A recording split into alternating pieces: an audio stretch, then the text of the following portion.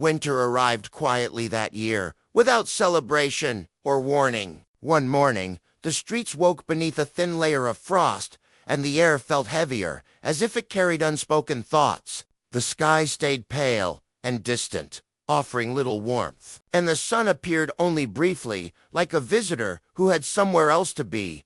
In the small town by the river, home moved more slowly once winter settled in. Doors closed earlier, lights turned on sooner. Cold conversations grew shorter, not because people had nothing to say, but because the cold made words feel fragile. Every breath rose into the air and vanished, just like the days at the bus stop.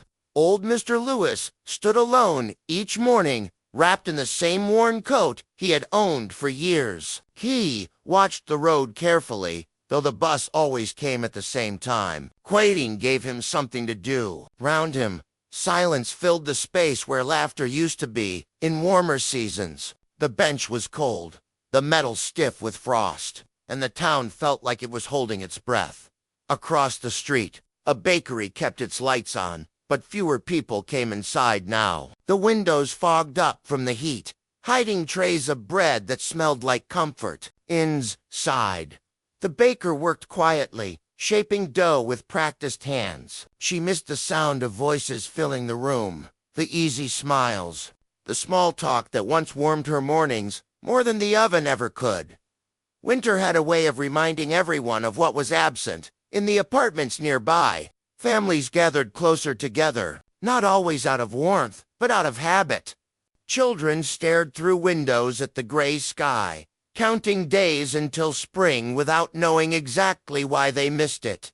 Parents sat at kitchen tables, sipping hot tea that cooled too quickly, thinking about things they never had time to think about in summer. The park stood empty now. Benches were dusted with snow, swings creaked softly in the wind, and the pond was frozen solid, trapping fallen leaves beneath the ice. Once, the park had been filled with footsteps, music, and careless joy. Now, winter had pressed pause on everything, leaving only memories behind. At night, the town glowed faintly under streetlights. Snow reflected the light back toward the sky, making everything look softer but lonelier. People walked home with their heads down, hands in pockets, footsteps echoing on frozen pavement. Everyone seemed wrapped in their own thoughts, moving through the darkness side by side, yet alone. In one small house near the edge of town, a woman sat by the window every evening. She watched the same road, the same trees, the same sky. Winter gave her time, too much time to remember summers long past, when the air was warm and the world felt open. Now, the silence pressed against the glass, and she wondered if spring would still recognize her when it returned. Yet even in the quiet sadness of winter, life continued in small, unnoticed ways. A neighbor shoveled snow from the sidewalk, not because he had to, but because someone might need a clear path. A stranger held the door open longer than necessary, letting cold air rush in just to spare another person from it. A light stayed on in a window, offering comfort to someone walking home late. Winter did not erase hope, it hid it. As days passed, people learned to live with the stillness.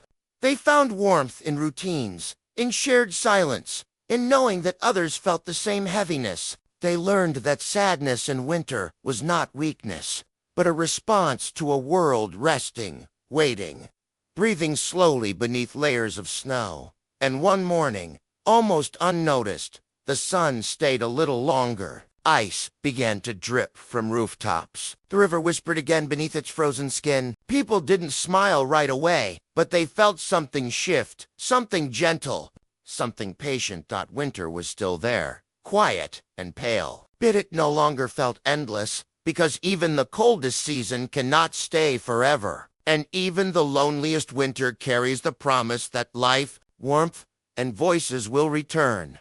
Until then, the people waited together, in silence, holding on two small lights in the long, quiet winter days.